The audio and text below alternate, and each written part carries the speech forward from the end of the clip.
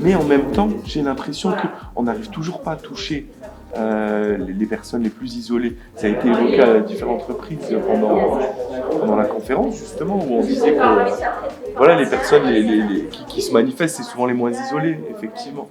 Peut-être imaginer une épicerie ambulante ou voilà.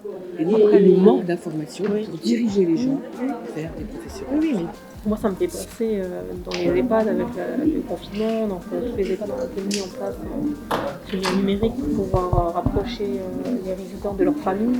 On avance quand même. Et alors ce qui est revenu, c'était avant tout le mot d'ordre était de proposer et donner les moyens de faire. Alors d'abord en allant vers, en donnant de l'information, en prévenant avec la formation à la retraite, en proposant des activités, mais pas que, aussi des conférences, en incitant à l'entraide et à l'échange de savoir. Qui aujourd'hui rassemble officiellement un peu plus d'une dizaine d'acteurs, mais officieusement un peu plus, puisque les acteurs qui sont présents là sur cette diapo-là sont des acteurs qui ont signé une charte en fait. Une charte qui présente nos valeurs et ce que l'on a envie de partager.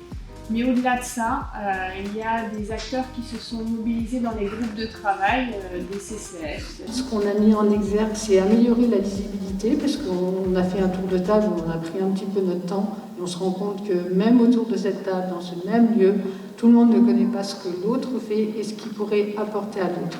Alors j'ai bien sûr plaidé le guide des aides et services en faveur des personnes âgées. C'est un morceau de la réponse, mais c'est un début de la réponse. Et il faut continuer à le construire en y ajoutant tout le volet lien social.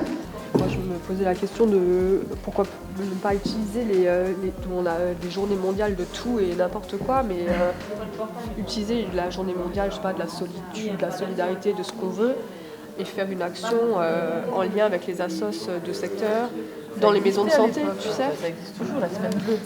Voilà, c'est ça.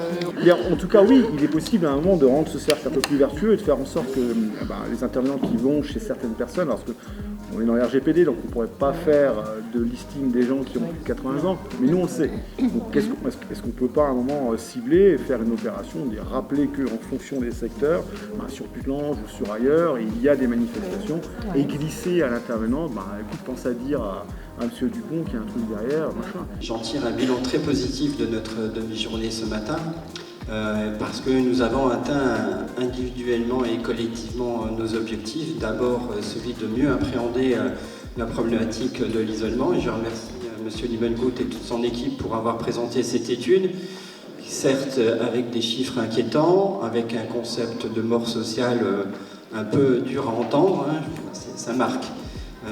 Donc on a mieux appréhendé, on a aussi révélé ce qui se passe sur le territoire. On a vu à la table ici tout ce que les initiatives qui sont portées par les communes, par le milieu associatif, par le milieu Lyon en l'occurrence aussi.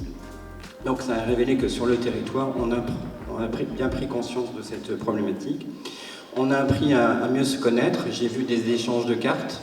Et puis aussi, on a réussi à dégager des pistes de travail, des pistes de progrès, et il y a encore plein de choses à faire. Donc c'est justement, c'est un bilan certes satisfaisant, mais c'est qu'une étape qui nous ouvre à d'autres perspectives de continuer à progresser, à nous engager. Je crois que j'ai dit tout ce que je voulais dire, et puis je vous remercie encore de votre contribution, et puis à très bientôt. Voilà, bonne fin de journée.